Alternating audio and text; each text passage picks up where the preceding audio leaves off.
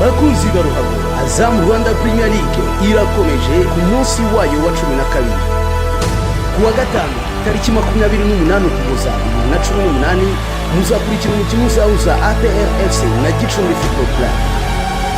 Magwende na umimina pale atale go.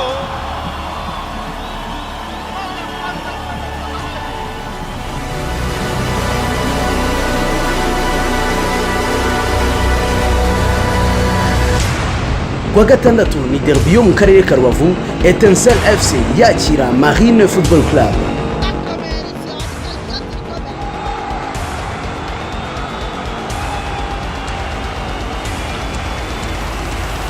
Naho ku cyumweru itariki 30 Ukuboza 2018 muzakurikira umukino uzahuza Rayon Sport Football Club na Magaju Football Club.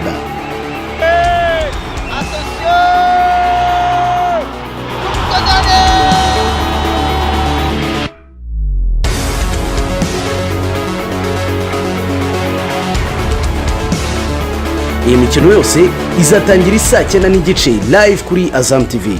Gura decoder ya Azam TV ku mafaranga 50,000 yonyine, tukongera ifatabuguzi ry'amezi 2 kuri book ya Azam Play.